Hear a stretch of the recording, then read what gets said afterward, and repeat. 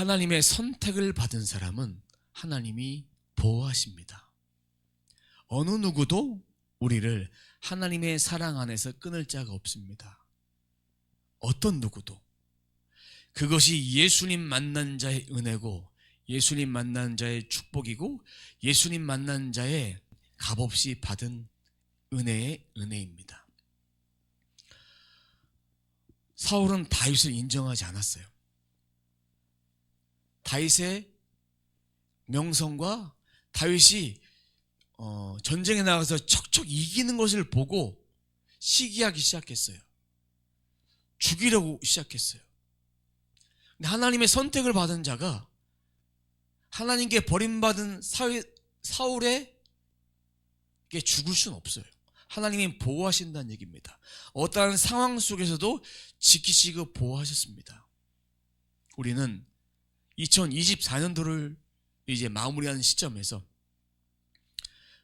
대중교통을 타고 또 걸어가고 또 차를 타고 차를 운전해가고 뭐 택시를 타고 여러 교통수단을 타고 이용하면서 길거리 가다 보면 사건 사고들이 많이 일어납니다. 그 사고 속에서 하나님은 우리를 보호하셨습니다. 그리고 전쟁 가운데 또 우리나라를 또 지켜주시고, 이렇게 나라가 혼란한 것 가운데 우리를 또 지켜주시고 마음에 평안을 허락해 주셨습니다. 이 모든 것이 하나님의 은혜입니다. 우리는 아무리 계획을 많이 세워도 그 계획 속에서 내가 세운 계획은 이루어지지 않을 때가 더 많았습니다. 그러나 하나님께서 세우시고 하나님 말씀을 쫓아갔을 때는 우리의 계획보다 하나님 계획을 따라갔을 때는 그 계획이 이루어지고 성취된 것을 볼 수가 있습니다. 인간은 계획을 세우지만 하나님이 그 계획에 허락지 않으시면 그 계획은 이루어지지 않습니다. 하나님의 크신 계획 안에 우리 인간은 순종해야 합니다. 그것이 믿음이에요. 순종은 선택이 아니라 해야 되는 명령입니다. 말씀대로 살아야 되는 것이 하나님의 명령입니다. 그런데 교만 부리고 고집 부리고 그렇게 아무리 땡깡을 피워도 안 되는 건 안 되는 겁니다. 하나님께서는 우리가 그런 소원을 가지고 기도할 때 하나님의 뜻으로 바꿔서 기도하게 하실 때도 있고 응답하실 때도 있지만, 너무 허무맹랑한 간구를 했을 때는 계속 땡깡을 부리면 그래 한번 해봐라. 그 다음에 한 가지 단서를 붙이십니다. 나중에 내가 왜 막았는지를 알게 될 것이다. 그렇게 우리 가운데 말씀하신 것을 우리는 알 수 있습니다. 우리의 뜻을 막아도 하나님은 좋은 것을 주신 분이십니다. 하나님 편에서 하나님은 매일매일 새로운 하루를 허락하시는 그런 하나님이십니다. 그런 하나님께 우리는 영광을 올려드려야 합니다.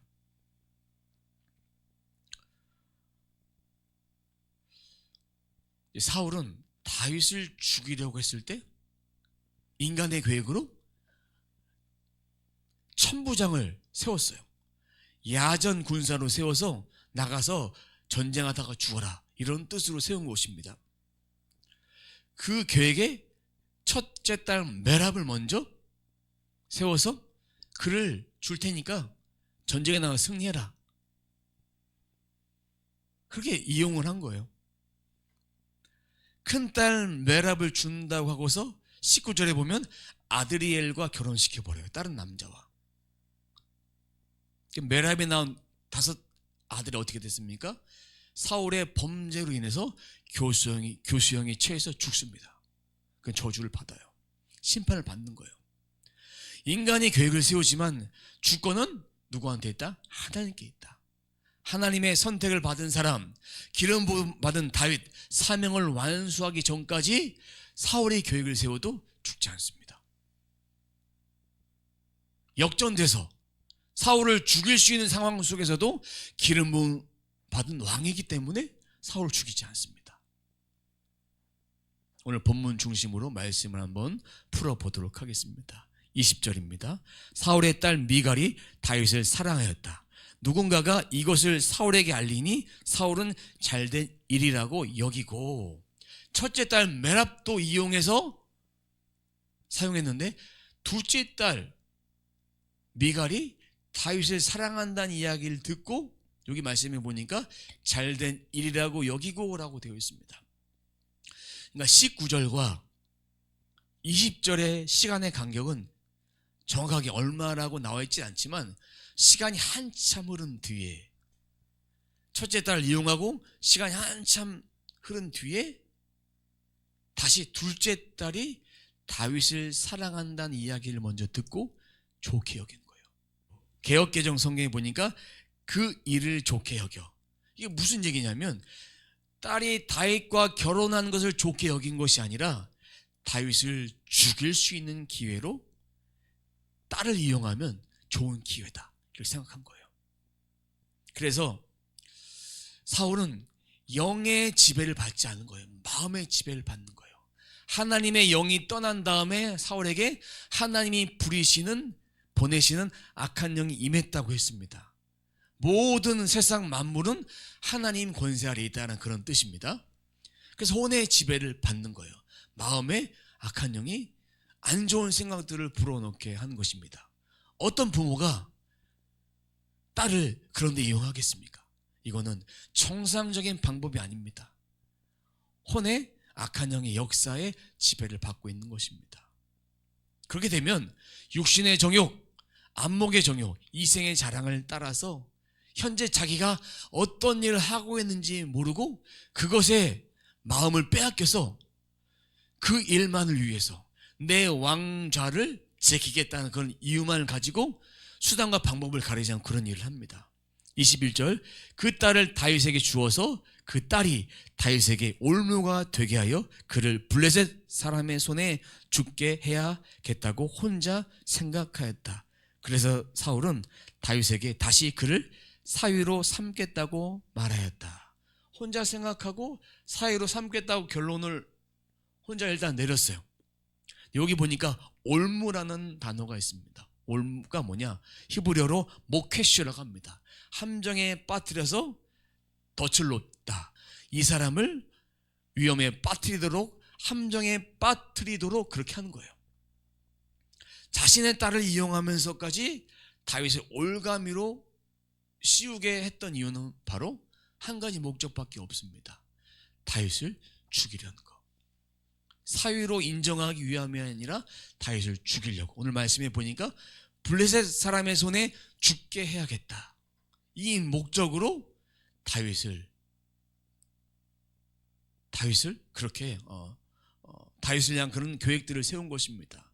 자신의 딸을 육신의 정욕, 안목의 정욕, 이생의 자랑을 위해서 이렇게 죽여버리려고 합니다. 사울의 생각은 다윗이 죽으면 내가 계속 왕이 되고 내 아들 요나단도 왕이 될 수 있다 이렇게 생각했던 것 같습니다. 사단 원수 마귀는 하나님과 더 멀어지도록 합니다. 이 마음의 공격을 받으면 그만큼 더 멀어지고 죽이고 멸망하고 분열시키려고 하는 것이 바로 사탄의 계획입니다. 이 계획을 신하들에게 제안을 하고, 이 신하들이란 사울 왕을 제외한 많은 신하들을 이야기한 것이 아니라 사울의 측근들에게 이야기한 거예요. 사울에게 무엇이든지 복종하는 그런 측근들에게 이야기를 해서 이걸 제안해라. 은근슬쩍 흘려라. 22절입니다. 당신들은 다윗에게 내가 다윗을 좋아한다고 말하시오. 그리고 당신들도 모두 다윗을 좋아한다고 말하시오.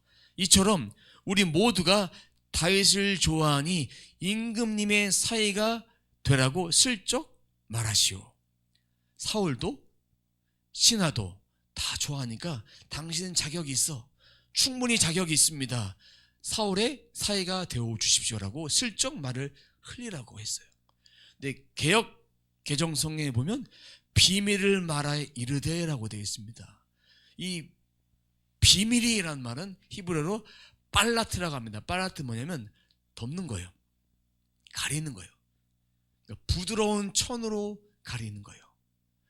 그러니까 옷에 흠집이 났어요. 옷에 구멍이 떨어졌으면 다른 천으로 이렇게 대면 옷에 깜쪽같이 가릴 수 있는 능력이 있는 거예요. 바느질이 잘하는 사람들은. 그것처럼 이 뜻의 의미가 뭐냐면 잘 달래서 부드러운 말로 해서 다윗의 마음을 움직여봐라. 그런 의미를 가지고 있습니다. 그럼 다윗이 승낙했을까요? 23절입니다. 사울의 신하들이 부탁받은 대로 그런 말을 다윗의 귀에 들어가게 하니 다윗은 이렇게 말합니다. 나는 가난하고 천한 사람인데 어떻게 내가 임금님의 사이가 될 수 있겠습니까? 그것이 그렇게 쉬운 일로 보입니까? 하고 말하였다. 첫 번째, 약속도 어겼는데 내가 당신과 당신의 왕의 말 어떻게 믿습니까? 라고 내치지 않았어요. 겸손하게 나는 가난합니다. 하층민입니다. 가진 것이 없어요. 나는 천합니다. 사회적 지위가 낮습니다. 결코 낮지 않습니다. 천부장이에요. 높은 지위였지만 겸손하게 그는 자기의 것을 주장하지 않고 내려놓습니다. 기분 나쁘지 않게 지혜롭게 표현하는 것입니다. 천합니다. 가난합니다. 가진 것이 없습니다. 겸손하게 표현을 합니다. 이 말을 신하들이 사울 왕에게 그대로 전합니다. 그리고 또다시 사울의 뜻을 또 전합니다. 그것이 25절입니다. 이 말을 들은 사울은 당신들은 다윗에게 내가 결혼 선물로 아무것도 바라지 않으며 다만 나의 원수를 블레셋 남자의 포피 100개를 가져와서 나의 원수를 갚아주는 것만을 바라더라고 하시오 하고 시켰다. 사울은 이렇게 하여 다윗을 블레셋 사람의 손에 죽게 할 셈이었다. 아무것도 바라지 않는다. 전쟁터에 나가서 블레셋 남자의 포피를 100개를 가져와라. 이걸 한 거예요. 결혼 선물로 바라지 않는다 라는 말을 좀 쉽게 말하면 개역 성경에 보면, 옛날 성경에 보면 패백도 원치 아니하고 되어 있습니다. 뭐냐면 그 당시에 유대인들이 결혼할 때는, 이스라엘 백성들 결혼할 때는 신랑이 신부의 집에 지참금을 줘야 돼요. 그 지참금 뭐냐면 신부의 집이 살아갈 수 있도록 재산을 띄워준다든지 온갖 금버 주든지, 그리고 이제 그 넉넉히 줘야 되는 뭐냐면 신랑이 죽어서 과부가 됐을 때 그 아버지가 그 딸을 다시 데려와서 살아야 되니까 그 비용까지 주는 보험금처럼 그렇게 많은 돈을 주지 않으면 결혼을 할 수가 없었습니다. 다윗은 그것을 알고 있었어요. 가난하다, 천하다 그런 얘기를 한 거예요. 그리고 그 결혼 지참금을 주지 못하면 신부와 결혼을 할 수 없어요. 내가 마음에 들어도. 아무것도 바라지 않는다고 하면서 나의 원수 블레셋 남자의 포피 100개를 가져와서 나의 원수를 갚아달라 포장한 거예요. 지금 블레셋 사람들이 이스라엘에 쳐들어온 것이 아닙니다. 아무 일도 일어나지 않은 상황 속에서 먼저 쳐들어가서 블레셋 남자의 포피 죽여서 남자의 성기 100개를 가져와라 이렇게 얘기한 거예요. 겉으로 보기에는 복수를 대신한 거예요. 내면에는 교만함과 교활함과 악함, 거짓됨이 있는 거예요. 다윗을 죽이기 위해서. 하나님의 영이 떠난 자의 대표적인 모습이에요. 내 탐욕에 빠져서, 욕망에 빠져서 하나님이 멈추라고 말씀하신데도 멈추지 않는 거예요. 25절 보면 남자의 포피, 할례받지 않는 남자의 포피예요.